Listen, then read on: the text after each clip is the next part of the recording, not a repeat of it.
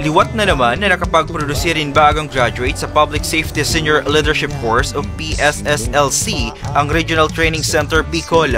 Ang mga inian estudyante kang batch 2024-01 Class Alpha asin Bravo na kumpwesto ng 13 babae asin 83 na lalaki nagikan man sa man iba-ibang hipatura sa rehiyon. Kasabawang aga kan gibon ang sa indang graduation ceremony sa tagapagpatupad multipurpose building sa Camp Brigadier Simeon Ola sa Legazpi City. Top 1 sa nasambit na kurso na Police Chief Master Sergeant Nelson Olfindo Jr.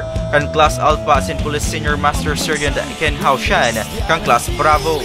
Bilang ako po yung nag-top 1 sa Class Alpha po namin, PSSLC, sir, natutuwa po ako sir and satisfied, and for me, para naman po kasi sa akin, kapag ang isang bagay ay pinagtuunan natin ng pansin, ng panahon, talagang nag-aral tayo, kung ano man po yung goal natin ay ibibigay po yun para sa akin ni God.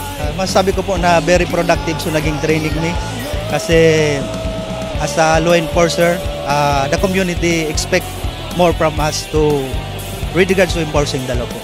Huwes de honor sa seremonya si Police Colonel Rocky Bausa, ang Deputy Regional Director for Operations ng Police Regional Office 5. Laom niya na sa tabang kan kurso, mas napabaskod kang mga graduate ang kakayanan kan mga ini na makapagserbi sa komunidad na may puso asin respeto. Kay puwanta mapa-arani sa mga tao.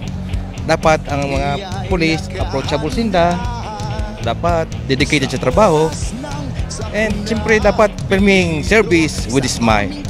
Sigon kay Police Executive Master Sergeant Ryan Lianaresas, ang Training Executive Senior Police Officer kan RTC Bicol, enterang police na non-commissioned officers na may ranggong Police Master Sergeant hanggang Police Chief Master Sergeant ang bago nilang naproducer na graduate sa nasambit na kurso. Big mumuldi kan sa idang opisina sa idang mga estudyante na magkaigon in effective management as in responsible leadership na syertong maihihiras man kan mga ini sa indang junior officers sa indang pagbalik sa kanya-kanya nindang unit.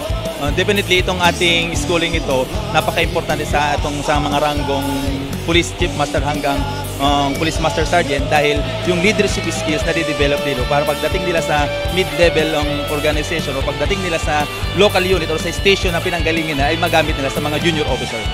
Ugmaman ang bagong pamayukan RTC Bicol na si Police Colonel Abelino Garrido Jr. sa panibagong triumpuan sa idang mga pag-iriba sa serbisyo. Hagad yan na magamit din matanos ng mga graduates ang piktukdo ninda sa training center.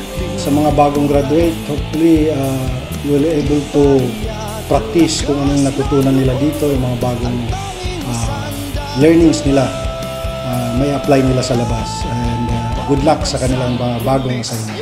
Mientras tanto, presente man sa seremonya sila Police Lieutenant Colonel Romel Elagro, ang Assistant Chief kan RTC Bicol, TS3 Arlen Roldan, ang Chief kan Academic Section, as in si TS2 Maria Rosario Orolfo, ang Officer in Charge kan Administrative Section kang nasabing opisina. Para sa mga baretang tatak Bicol, Hercules Barbacena.